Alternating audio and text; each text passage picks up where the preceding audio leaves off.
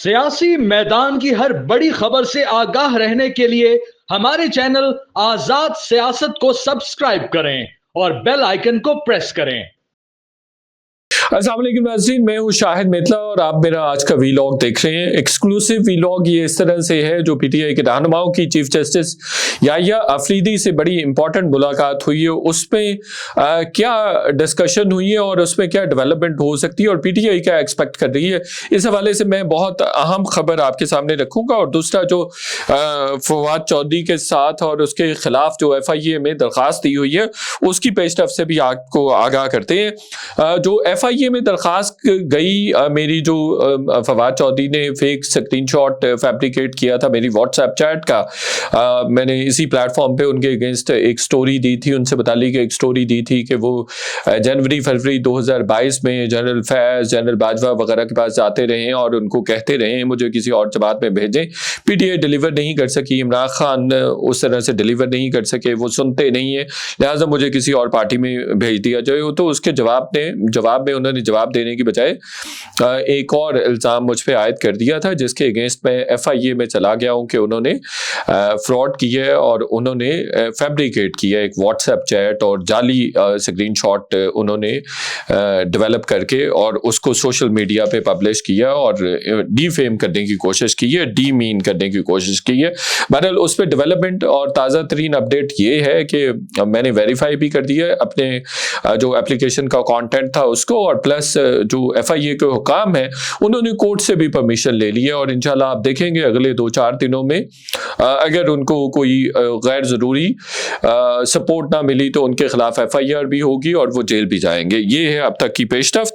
दूसरा जो PTI के रहनुमाओं की आज 7 रुकनी वफ्द की चीफ जस्टिस याहिया अफरीदी के साथ मुलाकात हुई है, वो बहुत अहम है। उसमें 4-5 चीज़ें हैं जो सबसे इम्पॉर्टेंट है जो PTI के रहनुमाओं ने रखी हैं। सबसे पहले तो आज ये मुलाकात हुई, चीफ जस्टिस के घर पर मुलाकात हुई और ये बताया जा रहा है कि ये चीफ जस्टिस और उनके सेक्रेटेरिएट की तरफ से, उनके ऑफिस की तरफ से कहा गया और उसके जवाब में मुलाकात हुई।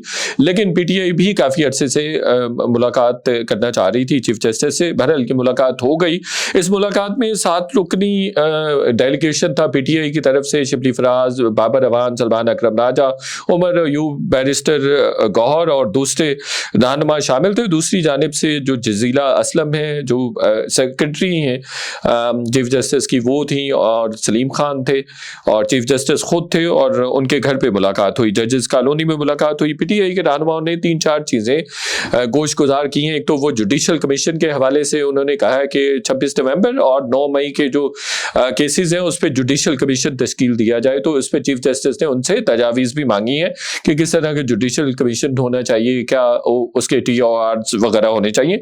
PTI ने दूसरा ये भी मुतालबा किया है कि हमारे केसेस, इमरान खान उनकी अहलिया से रिलेटेड जो केसेस वगैरह हैं उनकी डेट्स तब्दील हो जाती हैं, वो बड़ा एक मसला है, उनको सुना नहीं जा रहा। ना इस्लामाबाद हाई कोर्ट में सुना जा रहा है, कुछ केसेस अब सुप्रीम कोर्ट में भी मौजूद है, वो भी नहीं सुने जा रहे। तो उनकी डेट्स को फिक्स किया जाए और ये मसला परमानेंट बेसिस पे हल किया जाए कि हमारे केसेस की जो तारीखें हैं वो तब्दील ना हो। फिर उन्होंने ये भी मुतालबा किया है कि बानी PTI से मिलने नहीं दिया जाता। काफ़ी सारे लोग मिलने में कामयाब हो भी जाते हैं और जो लॉयर्स हैं, लेकिन वो उनका मुतालबा है कि इंडिपेंडेंटली मिलने दिया जाए, ज़्यादा लोगों को मिलने दिया जाए। तो उसमें मेरा अपना भी एक, मैं सोच भी रहा था कि एक दिन मुकर्रर कर दिया जाए, जितने लोग मर्जी मिल लें इमरान खान साहब को। ये बड़ा एक मसला है और बड़े अरसे से गैर ज़रूरी तौर पर रियासत के रिसोर्सेज ज़ाया हो रहे होते हैं। ये मेरी सजेशन है। अच्छा, तो उसमें उन्होंने एक ये रखा कि एक तो तारीखें तब्दील हो जाती हैं, दूसरा ये कि जो मुलाकात भी नहीं करने दी जाती, मुलाकात के भी वक्त औकात वगैरह तब्दील हो जाते हैं। और फिर ये कि चीफ जस्टिस को ये भी कहा गया कि आपके जो अहकामात हैं उन पर अमल दरामद नहीं होता। कुछ आपने अहकामात दिए बानी PTI के हवाले से, लेकिन उन पे अमल दरामद नहीं हो सका है। फिर सलमान अकरम राजा ने लापता अफराद का भी मुद्दा उठाया कि बलूचिस्तान में KPK में ये मसला है, पंजाब में गिरफ्तारियां बहुत होती हैं, सियासी वर्करों को गिरफ्तार किया जाता है और उनको भी उठाया जा रहा है, ये उन्होंने भी मुद्दा रखा।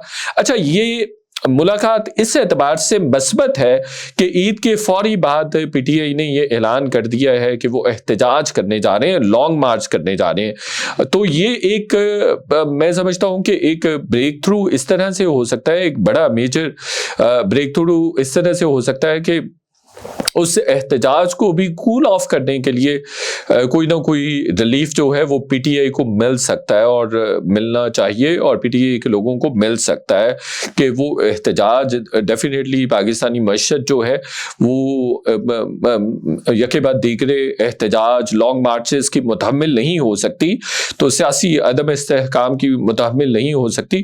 तो इस लॉन्ग मार्च को भी अगर किसी तरह से कट टू डाउन करना है, कट टू साइज करना है या अदरवाइज इसको पोस्टपोन करना है, तो इसके लिए जरूरी है कि बानी पीटीआई को या जो पीटीआई को ओवरऑल कोई ना कोई रिलीफ मिले, तो वो चीफ जस्टिस के थ्रू भी रिलीफ जो है वो मिल सकता है, डिस्पेंस हो सकता है।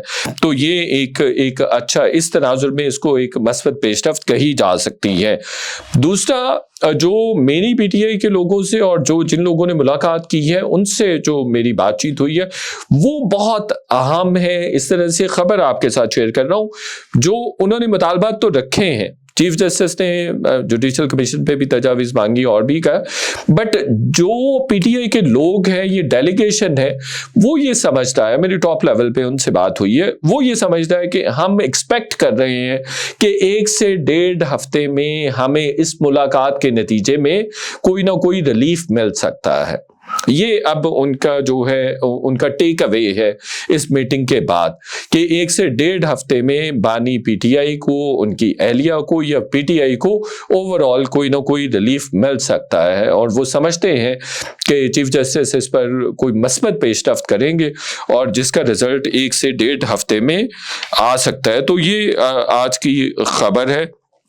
उनका मुद्दा ये है कि हमारे जो केसेस हैं वो लगना शुरू हो जाएं और वो सुने जाने चाहिए, वो इस्लामाबाद हाई कोर्ट में हो या किसी और जगह पे हो, उनकी डेट्स वगैरह तब्दील नहीं होनी चाहिए। तो इस पे उन्होंने प्रेस कॉन्फ्रेंस भी की है और उस पे अपना तमाम जो चीज़ें थी वो बताई भी हैं। तो ये भी वो एक्सपेक्ट कर रहे हैं कि शायद हमारी दोबारा भी चीफ जस्टिस से मुलाकात हो। तो इस तरह का उनका सिलसिला बन रहा है। अगर एक और लॉन्ग मार्च करते हैं पीटीआई वाले, जो कि कह रहे हैं, और ये कहा जा रहा है कि 26 नवंबर के बाद शायद वो उस तरह से इतना विगरस रोबस्ट लॉन्ग मार्च ना कर सकें, बट मुझे लगता है कि अभी भी चूंकि अभी 26 नवंबर पे भी, नवंबर के लॉन्ग मार्च पे भी पीटीआई एक बहुत अच्छा नंबर गैदर करने में, इस्लामाबाद लेके आने में कामयाब हो गई थी। और बिलीव मी, इतना बड़ा नंबर था कि इमरान खान ने जितने भी लॉन्ग मार्चेस किए हैं, खुद उन्होंने, इतने लोग उनके साथ शामिल नहीं थे जितने इस लॉन्ग मार्च में उनके साथ आए हुए थे। तो मेरा जाती ओपिनियन ये है कि अगर वो एक और भी लॉन्ग मार्च करना चाहेंगे तो वो डेफिनेटली वो लोग निकालने में कामयाब हो जाएंगे। दूसरी बात ये है कि एस्टैब्लिशमेंट के साथ मामला तय होने की भी खबरें चल रही हैं। इस पर हम आपको एक एक्सक्लूसिव स्टोरी कल देंगे। आज की अहम खबर यही है कि पीटीआई इस मुलाकात के नतीजे में 1 से 1.5 हफ्ते में रिलीफ एक्सपेक्ट कर रही है। बहुत शुक्रिया।